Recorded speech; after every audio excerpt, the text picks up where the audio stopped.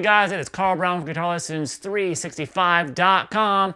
Got a fun one today. We'll learn how to do Rebel Rebel by David Bowie. So this one pretty much takes one classic guitar riff and just runs it through for 4.5 straight minutes.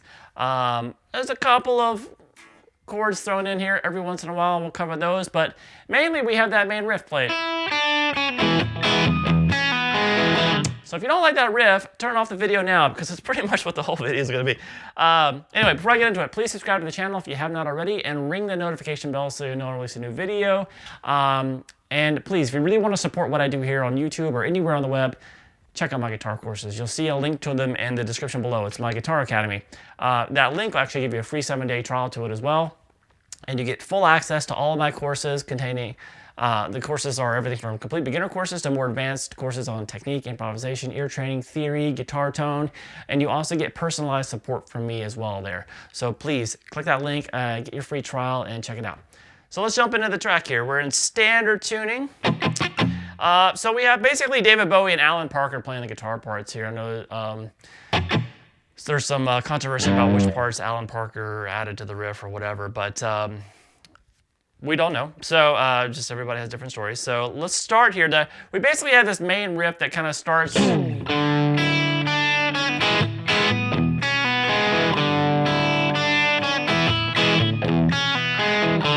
It's actually a good little exercise in kind of picking across strings because you got to be pretty accurate with it. So it's not the easiest thing maybe in the beginning. It's going to be a little awkward to play, but after you lock into it, it's a really cool little fun riff to play. So now there might be slight variations through the riff. You might actually, like when he's playing a little melody notes, he'll have like other strings like open E strings ringing with it.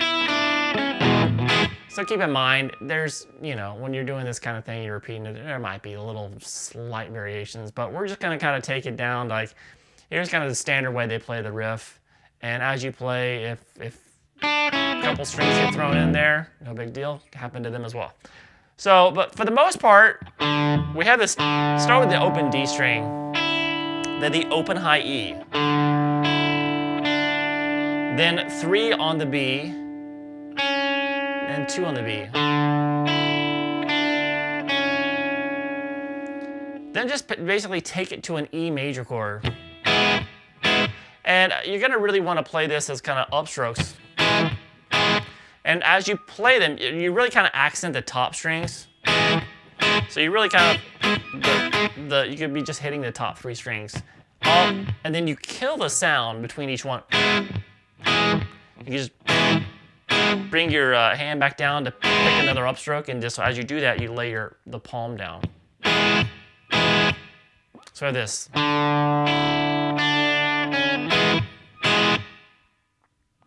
And then we're gonna hit the low E string open. And then we just play. So you went down and hit the low E string open, and when you come back down to pick this little melody, you can mute that low E. Sometimes they might hear it ring a little bit, but it's really just hit the low E. Then as you pick the next note, you mute that low E with your palm down here. Then what you do, basically, you're still holding an E major chord. You put your pinky there at the 2nd fret there on the B. And you pick that note, pull off to the open beat. So that might be tricky for people. Pulling off with your pinky is always fun. And then you're going to pick across the chord on the G string that you're holding at the 1st fret. And then the 2nd fret there on the D that you're holding. So with this.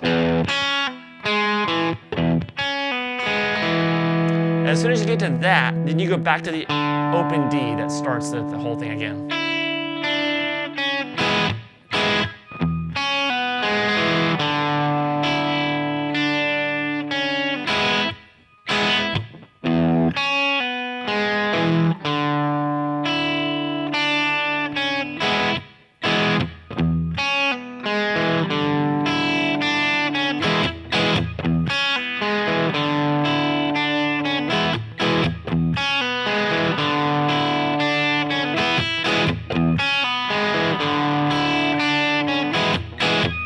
So like I said, sometimes when he's playing that melody, you hear that playing the notes on the B, you'll still hear the high E string ringing with it. Just kind of happens sometimes.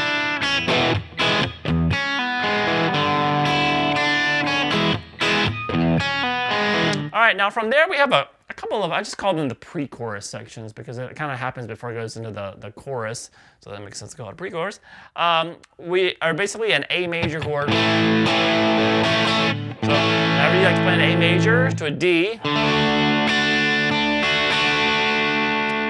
and then he goes to a B minor chord with an F sharp in the bass, so the 5th in the bass. So that's basically just a full bar at the 2nd fret. And in front of that bar at the 3rd fret, you're going to play on the B string, 4th fret on the G, and the 4th fret on the D. So remember, it's just like a regular B minor. It's got that F sharp in the bass there. And then the first time you hear it, it does a little slide, and then goes down to that E major chord. So it's kind of a 4-chord progression. So we have this.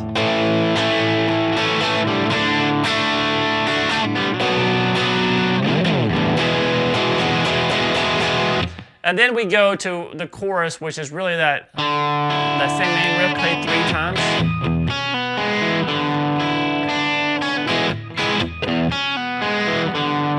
With this different ending.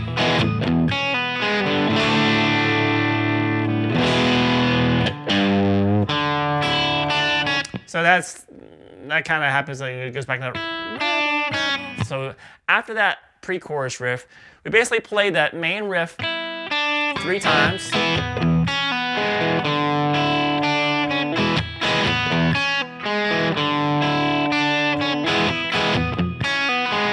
And then after 3 times of that riff, we just go to a D major chord, let it ring, and then to an E major chord. And then we're gonna go to the 3rd fret there on the low E string, and just you pick it and slowly bend it up a little bit. And then kind of use that as a way to ramp into the open D string. Like that. And so once you get that open D, it's the beginning of the riff again. So at the only thing that's really else kind of repeats all that stuff over and over again. At the end of this song, we have that riff.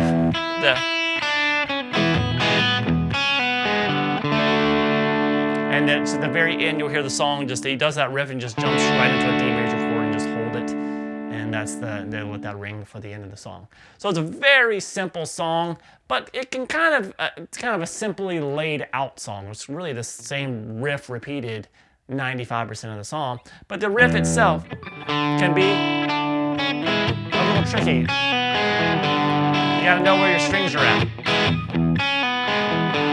All right, so it's a good exercise for that if you have an issue finding the right strings. It kind of jumps around and it's kind of intricate in that way. All right, but I hope you guys enjoyed it and you can rock out with it. It's a fun riff to play. And once you get this down, you're pretty much got one of the David Bowie's biggest hits down. Can't beat that. All right, I'll see you guys again soon for GuitarLessons365.com.